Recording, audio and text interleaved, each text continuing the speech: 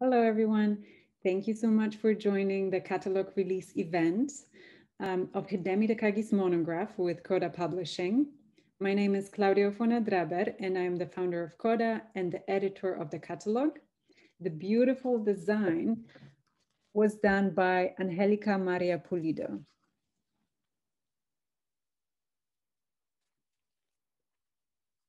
Thank you to everybody who has supported the creation of this catalog via Kickstarter. The structure of today's event is going to be as follows. Hidemi Takagi will be in conversation with Jasmine Bager, and later we are going to have 10 minutes for Q&A. Throughout the conversation, we'll have a few breaks for excerpts by essays from our contributors. And we have a very special guest today, one of the contributors, Saijah Williams. Okay, a few words about Hidemi. Hidemi Takagi was born in Kyoto, Japan, and currently lives in Brooklyn, New York. Hidemi is the current artist in residence at KODA, and we had an honor to organize a survey exhibition of Hidemi's work in 2020, just before the pandemic, at 5 Miles in Brooklyn. The catalog we are releasing today is an ode to community and our neighbors. It shows Hidemi's care and dedication to celebrating and honoring the valuable lives, here primarily the Bed-Stuy and Crown Heights residents. The exhibition can be still viewed online at Art Curator Grid and in 3D at Artland. To introduce the artist Hidemi Takagi, I would like to read an excerpt of Jim Furlong's essay. As an immigrant, Takagi clearly loves America. She appreciates myriad aspects of this country's beauty, which she finds everywhere she looks, sometimes in the most unusual places.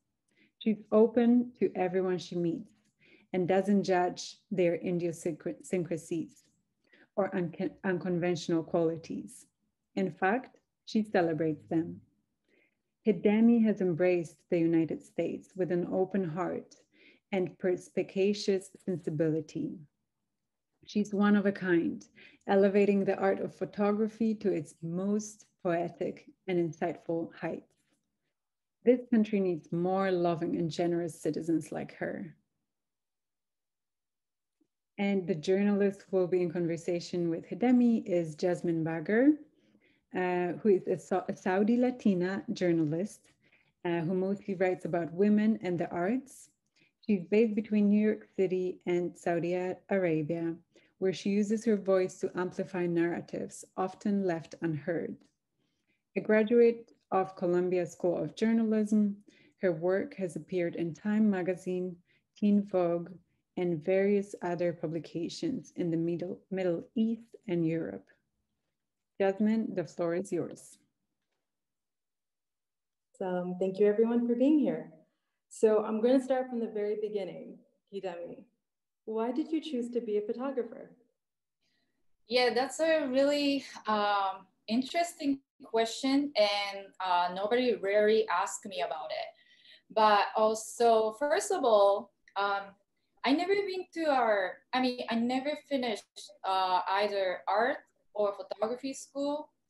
And I only take 2 classes at ICP, International Center of Photography, and also 1 drawing class at a National Academy in New York. So before I came to New York, what I was doing, I just want to explain a little bit about how I became a photographer. So after I graduated high school, I moved to Osaka, a big city, and started to go into Fashion Institute because I liked the fashion back then. And unfortunately, I dropped out from the school. And back then, you know, I was like a very like a typical young and stupid, and I didn't know what to do for my future. So I held, you know, like a few jobs. I used to work at the vintage clothing store, and I really like, you know, vintage clothing because it's unique and then, you know, it's rare. and I enjoyed to work there. But one day, you know, I wanted to have a job, and I was looking for, you know, like advertisement for, you know, help wanted.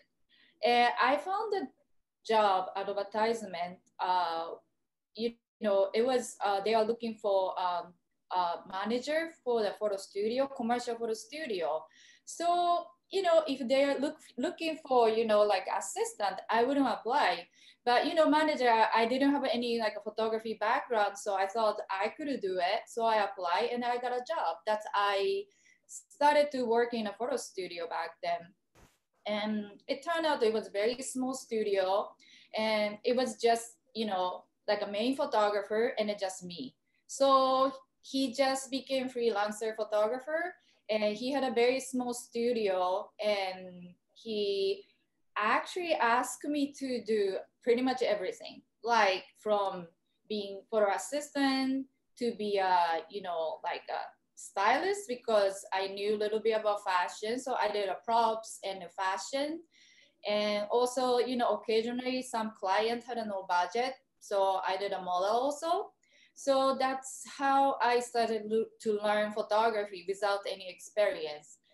And I worked there for about like a year and a half, and I really wanted to learn more photography. So I started to think, I visited New York before, and I really love New York. Maybe, you know, I thought about, oh, I was going to, you know, ICP to learn photography. So I decided to come to New York after I saved up some little bit money. And I came to New York, and, you know, I went to our office at ICP, and I asked if I could, you know, take a basic photography class because I never really learned. And they say, oh, you know, unfortunately, like we don't have a basic photography classes for you. But so the person I spoke to, like she was listening very, you know, patiently, and they say, you know, I know I have a perfect class for you. It's like personal vision. So, you know, you can develop your style of your photography. So why not taking this? This is for full-time students class, but I can make a spot for you. So that's how, you know, I started taking classes there. At the same time, I got a job from, so he had a solo exhibition at ICP back then, and he was looking for intern. So he did like a traditional, like a dark room, and he was looking for somebody who worked for the dark room. So that's how I wanted to work there. So I called him, and he said, yeah, just come over. His studio was very close to my place back then. So I started work there, and I realized like nobody else was working there. And it was only me again. And then I asked him, you know, I have some photographers friend, maybe, you know, they can help. And he said, no, you're cool. You're fine. And I was working there about like 4 months. And he told me, I'm curious about your work. Like, I want to see your work. And why don't you bring, you know, some of your work, like the next time you come back? So I said, sure. So I collect like probably like 50, maybe 60 picture. And I brought it to him, and then he started to look. And then he kind of like, oh, wow. Like, I'm a little bit like surprised, or like, I'm kind of impressed, because like this picture and this picture and this picture, these are really great, and it's very colorful, and then you have a style. So, you know, you should send this picture. He picked up like about 20 picture. He said, why don't you send this picture to a non-profit gallery called White Clam? So why don't you do that? So I say, all right. So I didn't expect anything, but I just sent it. And then within a month, I got a call from like a White Clam. They say they want to do a, you know, group show. So you want to be in it. So that was like my very first, you know, like photography show in New York. Wow. So, I mean, let's go back for a second. In Japan, you grew up in a very tight-knit community, but it wasn't very diverse. How was that like when you moved to New York, like you just told us, in 1997, and how diverse that was and how different it was? It sounds like you were a go-getter from the beginning, but how was that transition for you? Okay, so because it's a long time since, when I was born and I grew up in a very small, suburb in Kyoto Prefecture. And I grew up, by the ocean and a mountain. And I grew up in a very small community, so I knew everybody in the neighborhood. So we kind of help each other, and I play with the other kids on the street and on the sidewalk and the street, and then back at the front yard we go to their house and we help homework each other. That was like a very small community. But at the same time, because since it was very like a small town, so I rarely see foreigners, and it was not really diverse at all. So, but I didn't know anything else, so I thought it was very normal. And I moved to Osaka. It's a big city. It's more diverse, right. But at the same time, there is no community. So I didn't even know my next neighbor. I never know. Which is like pretty similar to like a life in New York City too. So I was like, oh yeah, like it was. I thought it was very normal anyway, because I grew up in Japan. I didn't know anything else. Right. Then I came to New York. So everything is different, right? Because I see different, faces, and listening to different languages, and discovering new culture, and then food culture also. And of course, like at some moment I feel like, oh, like I didn't understand about like some kind of culture, but I took advantage. Like I started to enjoy. I thought it was really nice to get all culture at the same time, because we are able to eat all different kind of food from all over the world, which is nice. And then I could learn some music and culture from different countries. So it was very nice.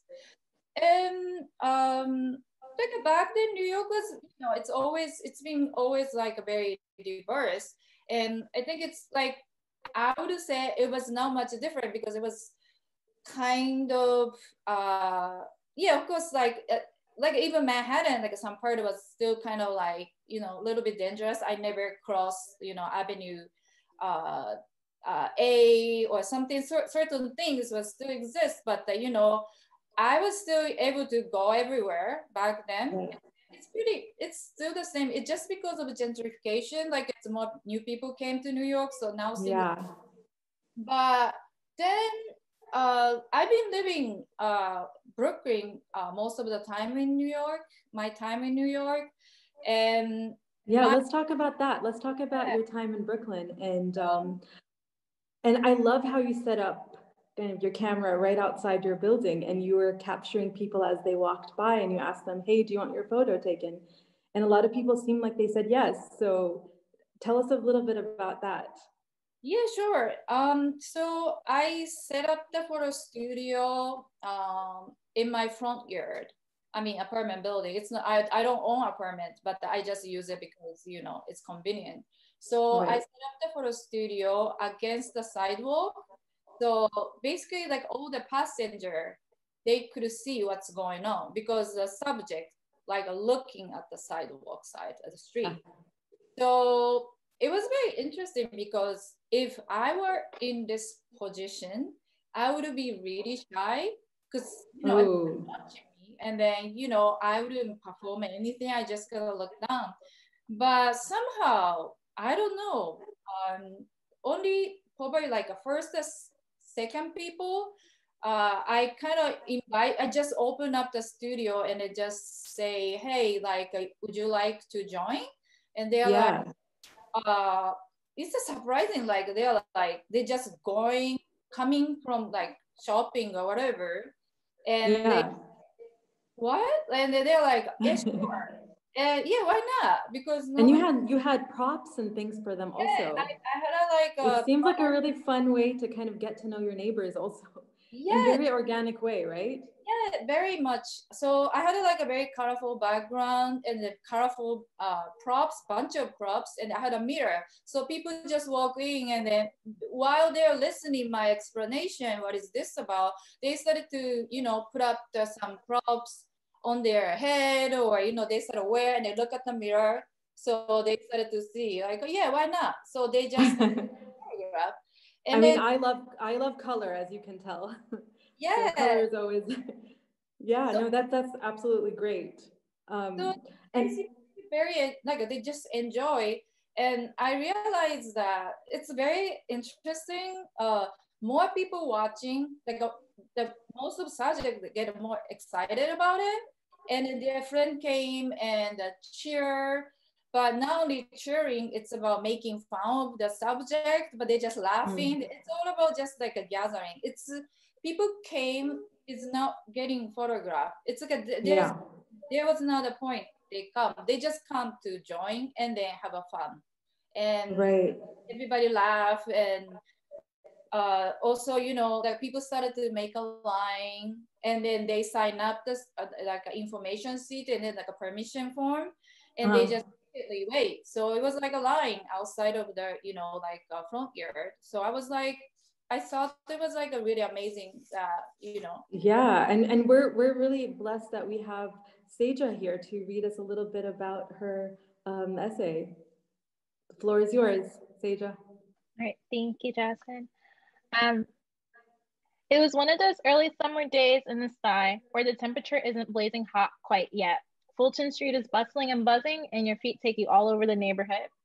We had time to kill and decided to check it out. We found a vibrant and lively stoop filled with people, props, and activity.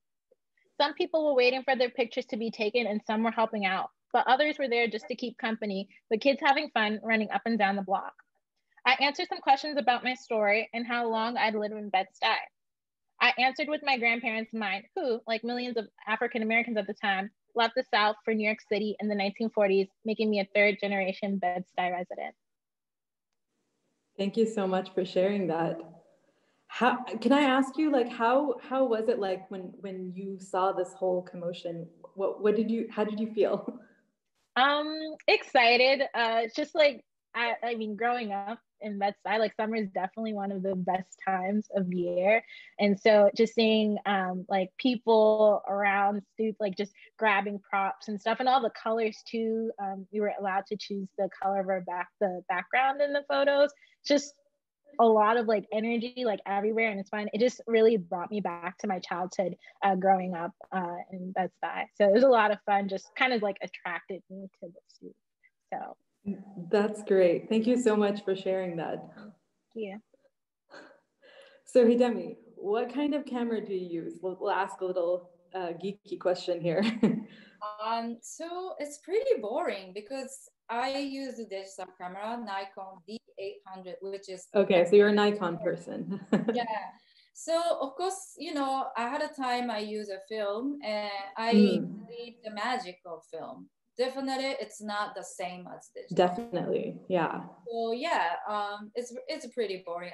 Because for this kind of project, I think the digital works better because I can take many pictures. It doesn't cost. So yeah. Do people ask to see it on like the kind of on the camera itself right after you shoot it? No. Or do people just generally don't?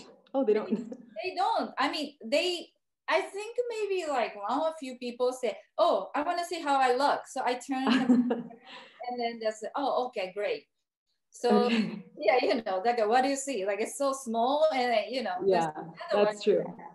Well, that brings us to my next question. I mean, how now with everyone with their smartphones, people keep taking tons and tons of photos, and then we just never look at them again, right? So you had the privilege of printing out some photos and putting them on the walls, and some people came to the museum and saw it. So tell us about that project. Yeah, so yeah, it's very sad that, even I take so many photographs of my family, I rarely print it out. And it's so hard to go back to the digital file once it's inside of the folder. So yeah, it happened to everybody.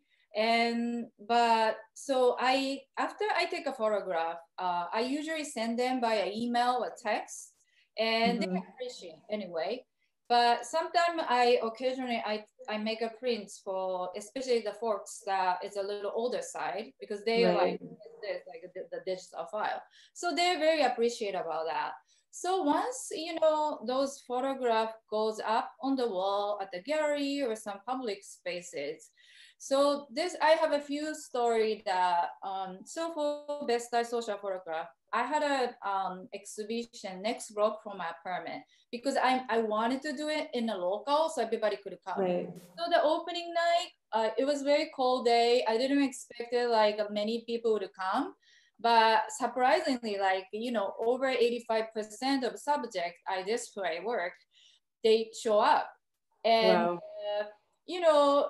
it was amazing. Like they all look happy. And then that night, somehow 2 reporters came from like local news, and they're like, all the subjects, like my friends is like, oh my God, like we are famous. Like they got about it. And I thought it was cute. And then one person told me, like, she's been this neighborhood since like early 70s. And she said, I know those people, most of people today. Yeah. And I know very well, but I never expect this kind of day would come. We all in a wall, gallery wall. We never expected that. This is great.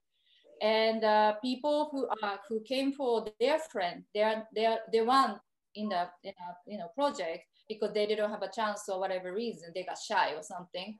And they say like, oh, this is like, I regret, like I didn't get the picture. And the next time, if you do it, like I definitely want to join. They want to join, yeah. Yeah, so that was like very nice to hear. Also, the other the exhibition for Hello, It's Me. So it was about like a senior citizen who live in Crown Heights nursing home. So I was in an exhibition with more art, and the show was at the Queens Museum. So it's a little distance from Queens Museum to Crown Heights. But the one day they decided to take a cab and I went to see the show. And the one person, she called me on the way to come home, and she was like, I'm on the car, and then going back home now, and I took my family, and they really appreciate. And wow. Like she was like, her voice was kind of like she wanted to cry, and then because she said, oh, you so she told me, I'm a woman of word, because since the beginning I've been telling her, it's gonna be really fun experience, great experience. You never know, like, when you look at yourself at the gallery or a museum, you're gonna feel really special. And then she was like, yeah, whatever, like, yeah, it would be great. Didn't believe you. Yeah, she's like, she kind of didn't understand, and also her family didn't understand what she was doing with me. And at the same time, like, so the show was coming up, and then there's her picture on the, like a promotion, like a website. And started to, like, her family and then, herself started to look, and then they're like, why, grandma is here, or like, ma, why you're doing it's special, yeah. And then the moment they walk into the museum, like, they're all shocked and become like kind of like a speechless. And then she took her ex-husband too, and her told her like, wow, like this photographer captured you very well. It shows so much of your personality. And they all appreciate, and like she said, just thank you so much for this opportunity, because she never thought, she would be this moved from these things. So like a couple months later, I spoke to her on the phone, and she told me, you know what, my family never get over from the feeling, like how much. Wow, that's so special. So yeah, so like I'm doing those projects for myself, of course, because I enjoy. But at the same time, you know, this is my also goal. community. Yeah. You know, if I could make a one person very happy because what I do, like it all, you know, makes sense to me why I'm doing this. So yeah, this is like great to, you know, communicate with people. Yeah, no, well, shout out to Kathy, right? She's no longer with us. Yeah. She passed away. Yeah, Kathy. So actually, that's her nickname because everybody call her Kathy. I didn't know her real name until I get a like a copyright, like a permission slip, so paper. So Kathy was the one who wanted to be in a, you know, part of this project since the beginning, because so she was always like awarded as, you know, person with great hospitality. So she has very like a wonderful personality. So like she was so proud that she told me the library was in her town. So by the way, she came from St. Lucia. So the town she grew up, there's a library. They had her portrait. Well, I don't know the reason, I forgot, but she was really proud and talk about it. So she said, I love this, and I want to like, leave the legacy behind. So I would love to do this. So she was like become like kind of like a role model. That's how she always got awarded, because she was a role model for any occasion. So she said that, you know, Kathy and I decided to set up the photo session, and I set up the, you know, photo studio, their courtyard outside, and I dropped some background that she came with like some kind of outfit, and then we said she's ready. yeah, so she came with this, not this outfit, different outfit on the day, right. And then we are taking photograph, and then her friend, two of them came by, and it started to like laughing or just like started to talk to us like, wow, like this is super easy and it's so much fun, and why not doing this? Like we are.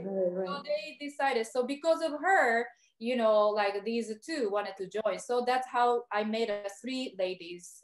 Yeah. And so after photo shoot, like I came back with images on the computer, and then those three ladies came to see what kind of picture we took. And they're like, oh my God, like she's so beautiful. But Kathy say, yeah, this is beautiful photograph, but I have to take a picture again because I don't like my outfit. So I don't like my hairband, and it's not matching with, you know, dress. So I want to do it again. So I said, let's do this. So we all went to upstairs, her apartment, and then we walking.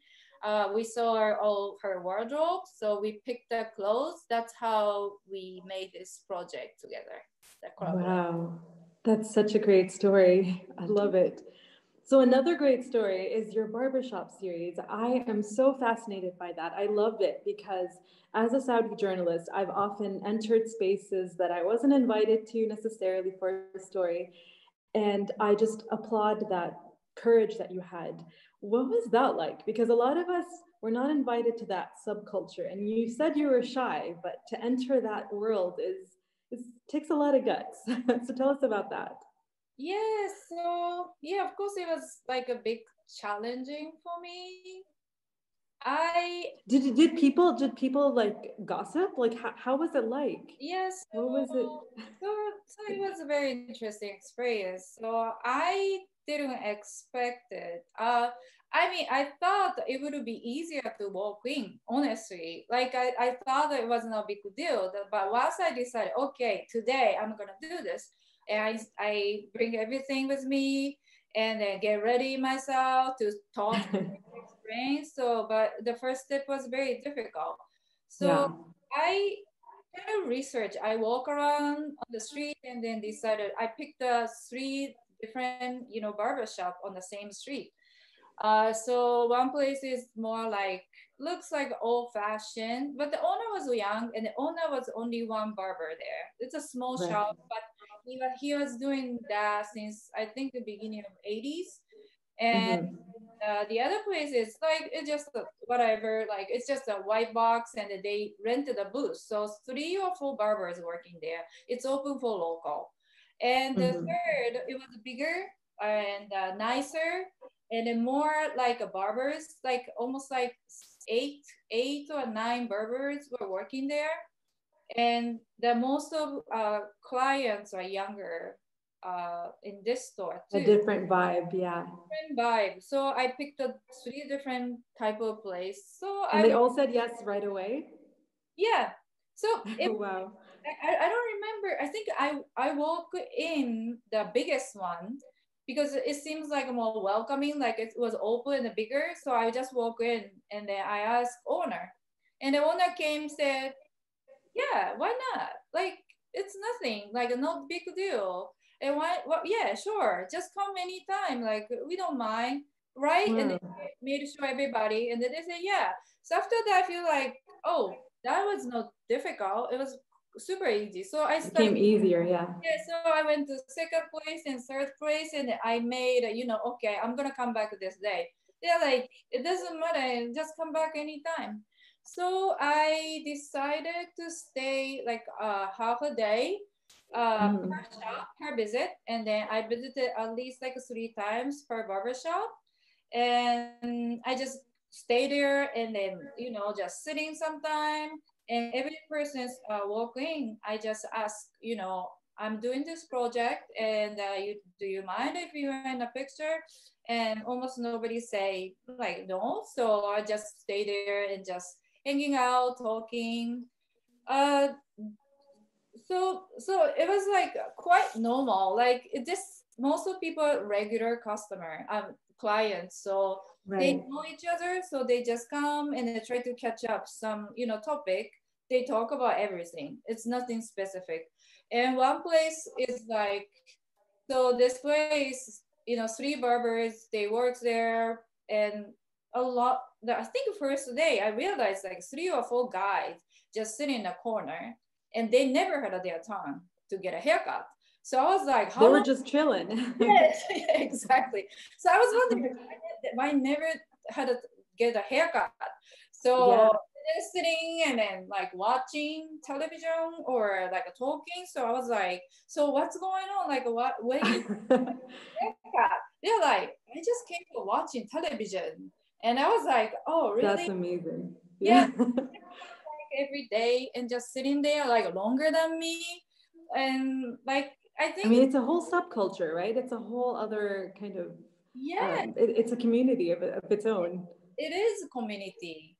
So it's not necessary you go there for just getting haircut. It's for something practical. It's just you're there for friendship and everything else. Yeah, it's a community place. And so because of majority of clients are men, it's like I would think it's like a men's kind of social clubbish. Yeah, sounds like it. Yeah, they talk, whatever topic they have. They even though they see each other every day, but they still have to talk. So it was just amazing to be in the world as Asian woman. And I had a life there, no reason to be there. And but surprisingly, like most of clients who came, like they seem to not to care I was there. It's like nobody. I was there just like a ghost or something. So I spoke to them, but it was a great experience. Just that sounds great. And Klaudia, you'll be reading us a little section of that part. Yes, I'm going to read an excerpt from Jamel Shabazz's essay about his memory of the barbershops. Mr. Scott's shop was basic, small, well-lit, with 2 other barbers, all wearing traditional white narrow collar shirts that made them look more like doctors, and each had a section that reflected his personality. Mr. Scott had the best chair in the house, with the window view giving him a clear vision of the passerby, including the ladies who he would occasionally flirt with. He was an avid jazz lover, so on most occasions, you could hear the music of his favorite musician, John Coltrane, blaring out the tape player. In his little space, there were two large photos, one of Martin Luther King Jr. and the other of President John F. Kennedy. His clientele consisted mainly of the older generation, many veterans like himself, and their exchanges were often based on war stories and politics. That's such a great photo, and it's a great essay. I encourage you all to take a look at it. As Klaudia said, you can access the catalog online, so feel free to look at that. So Hidemi, another question. 2020 derailed all of our plans. It changed everything. So, can you hear me? Yeah, I hear you. Okay, sorry, I couldn't see you. So tell us about the project that you started in 2020 during the pandemic. Well, 2020 was very year. Very, very different year from usual. Different, but surprisingly, so it was very busy year for me in 2020 because I had two shows at the beginning of the year, and so I started like a normal, and 2020 New Year's Day, I bumped into a lot of neighbors and they came say hi, Happy New Year, and okay, let's do the photo shoot again this year. We're gonna do this again. So I kind of expected, okay, I'm gonna do another, Best Eye Social Photograph. Also, so also I had a plan to work with different group of people, new people in April. So it was sort of like a mission I had. So I thought I'm gonna start my year like that, and then it didn't happen. So then the pandemic happened, yeah. So it didn't happen because of due to COVID-19, and so I started to work with my like neighbors, like a couple neighbors, and do like a mini interview things because I could do it outside and on the stoop again, and I thought it was nice to do.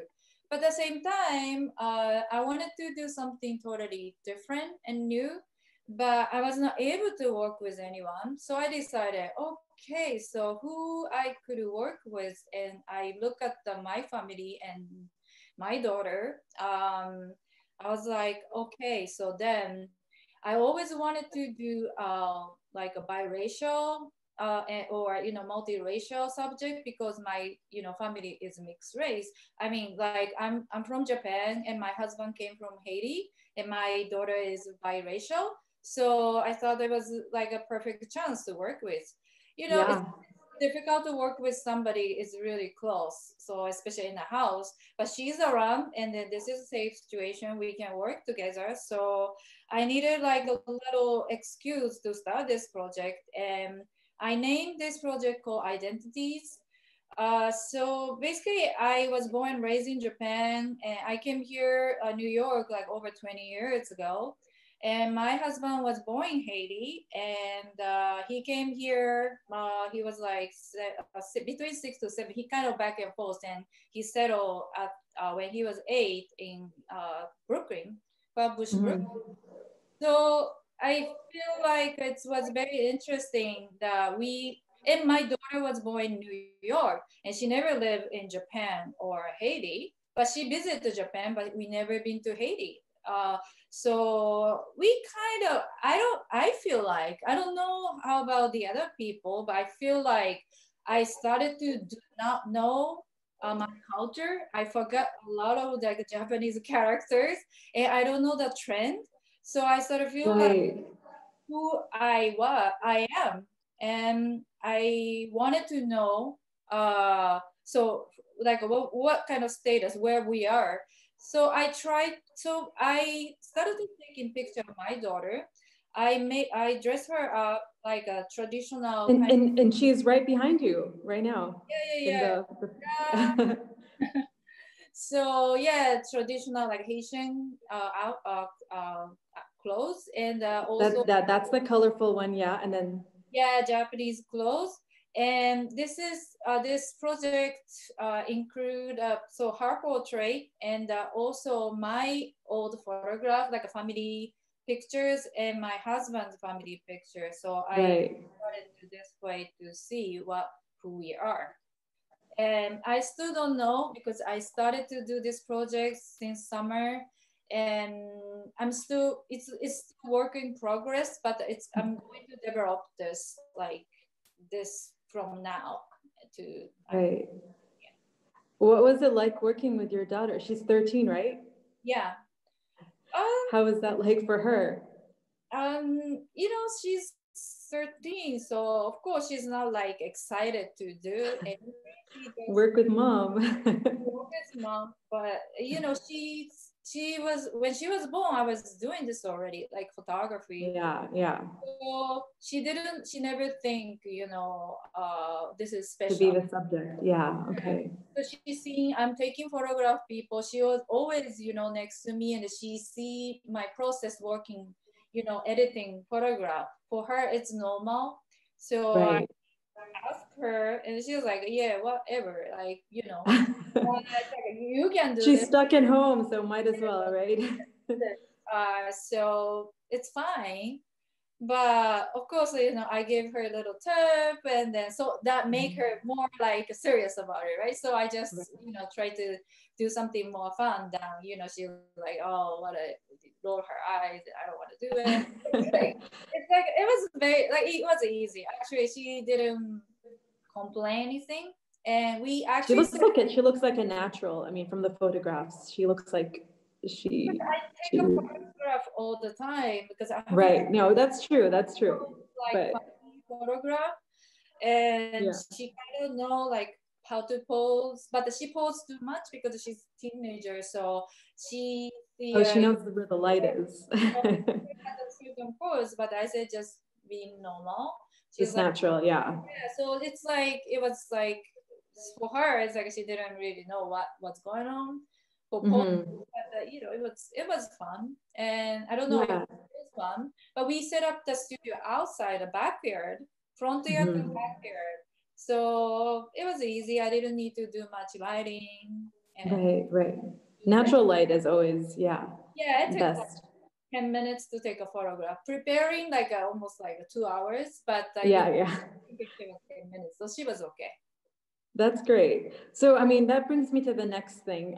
Both of our professions, we document other people's stories, and we often forget about our own. So I feel like this is, that seems like it's the newer kind of trend in your work. And that seems like what you'll be doing going forward. Is that kind of what we should expect for the future? Yeah, the future, yes. So I think it was a great transition that I started to work with my family history.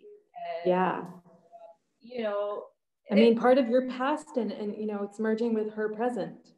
Yeah, so this is like for future, and I'm very excited because I always need an excuse to do project. I mean, no, I wanted to do some projects, but I don't have a proper the reason to actually start it, because I started to do project without thinking about statement or anything. Oh, I want to do this, but sometimes I have no right reason to start. Like barbershop, I just want to sneak in the barbershop to see what's going on.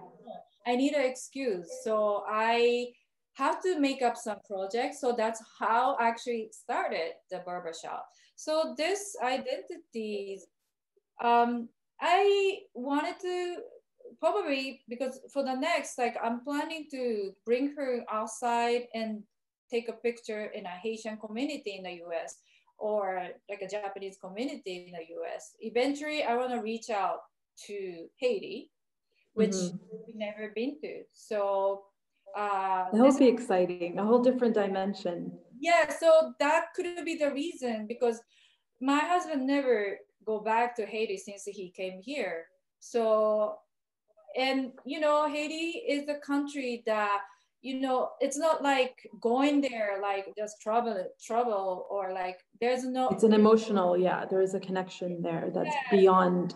So because most of family moved to the States after Haiti earthquake, so he has people know there, and he never been go back there. He speaks language and he know the culture, but you know, this is a chance that maybe we can make this happen because of this project. I think this is great if I could do it. That would be such an interesting thing to kind of re-explore that for your husband and also for your daughter to discover, and for you both to discover parts of your husband's identity, I guess, in photographs. That sounds amazing. I want people to know and understand that the work that you're doing, you're essentially archiving American faces and neighborhoods. You're really like creating a history, one face at a time. I think that's extremely extraordinary. A lot of times we neglect those types of narratives. So it's really special that you're taking the time to document communities, especially with gentrification, as we talked about, the ever-changing. I mean, you came to New York in 1997, and since then, so many things have happened. We've had, you've been through 5 presidencies, and you've been there through 9/11. You became a mother. So a lot of things have shifted, and I want people to understand the magnitude and how big your vision is, much wider than I think we initially believed, even though it's really colorful and beautiful, but it's also historic in a way. So what do you think that life will be like a year from now? I mean, we didn't expect 2020 to be the year that it was. So how do you expect 2022 to be? Do you have any idea? Honestly, I have no idea. I just hope, I guess. I don't think we expected the pandemic, so I think that. Yeah, exactly. So we always find a way to work with, you know, because like, honestly, like last year, like some moments, especially around March, April, like I'm like, what? Like, I don't know what to do. I lost. And I didn't know. And also a lot of like a depression I have. Oh, I was planning to, it's not gonna happen. Especially, you know, past 5 years, I've been working for like with a social engagement project. So without people, how I could do. But I figured out like, you know, some way I still continue, still working with some people. And so I don't know how this year is gonna turn, but since, you know, I started a new project, I'm gonna stick to this for a while. Yeah, it sounds like a great path. I will find. I'm excited for it. I think everyone here is excited as well. And Klaudia, I think this is the perfect way to kind of to end before we get to the audience questions, if there are any. So do you want to read us a little bit about that?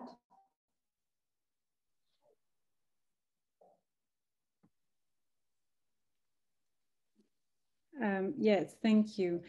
So I'm going to read now a very brief excerpt from an essay by Eva Mayhabal Davis. With each image of the Bed-Stuy Social Photo Club, there is an affirmation of joy. When our soups are left empty and the protocols for gathering are in constant change. Also that we can care for each other.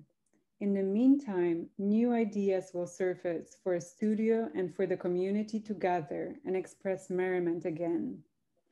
As these images transform more and more into an archive, these personalities will not be forgotten. Instead, they will empower nostalgia and inspire another generation of the Bed-Stuy Social Photo Club.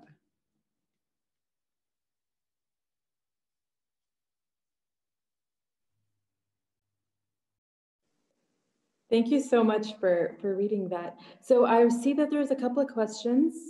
All right, a couple of questions about me, about me being a journalist, which I'm happy to talk about that.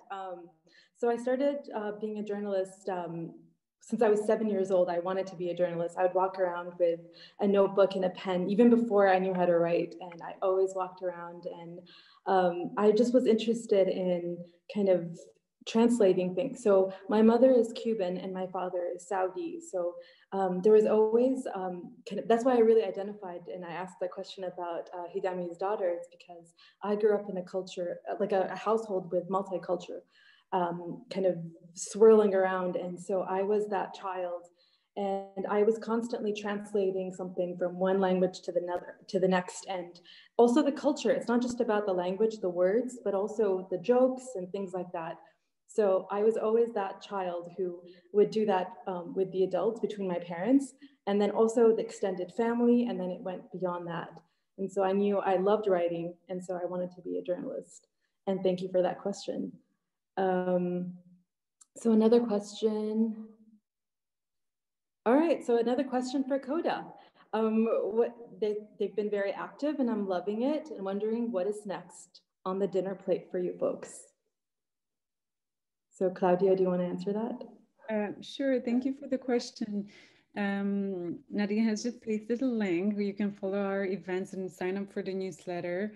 The next big thing that's coming up on February 11th, we have our annual Professional Development for Artists event.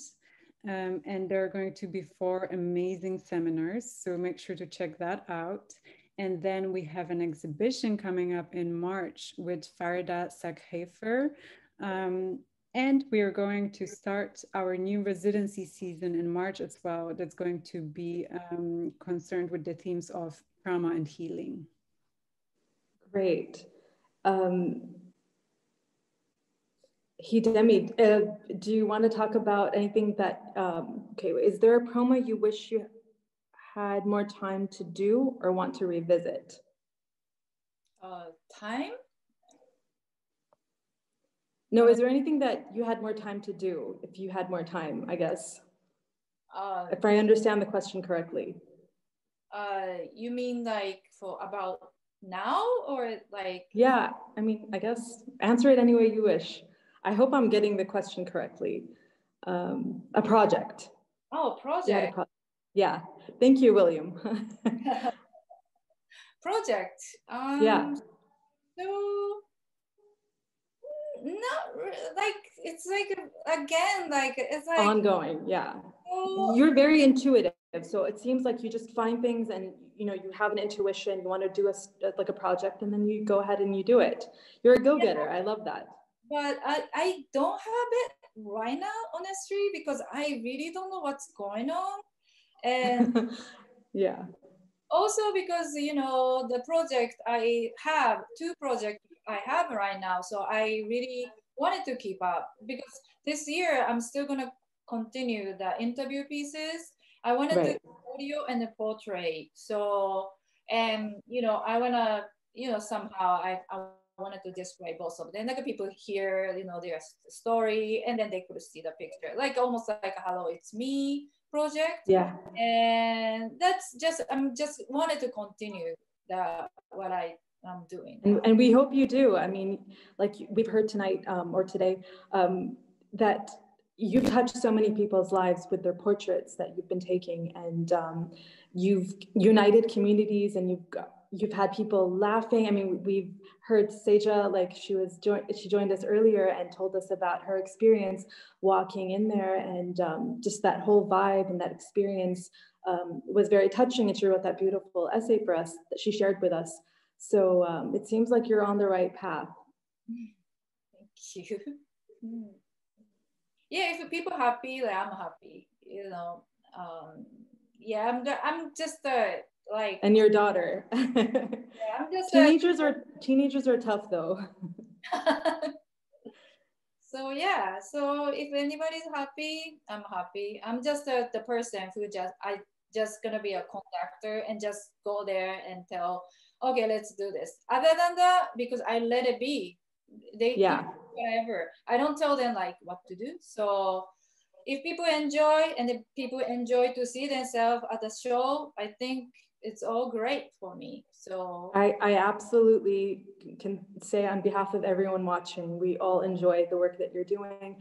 I was very excited to speak with you tonight. So thank you. Today, it's nighttime in my time zone. So that's why I keep saying that. But thank you so much for joining us. And thank you everyone for viewing everywhere around the world. We really appreciate you being here. And yeah, check out the catalog and follow Hidemi on Instagram. And thank you so much, Klaudia, for kind of hosting this. And yes, that's the catalog. make sure to flip through it. There's some beautiful essays in there and beautiful photographs, and we would love for you to check it out. Yeah, Thank you that's very much. Saijah. Once again, to everybody who has supported the Kickstarter campaign to make this. Yes. That was also another community kind of led event. So definitely. Thank you all. Thank you everyone for being here.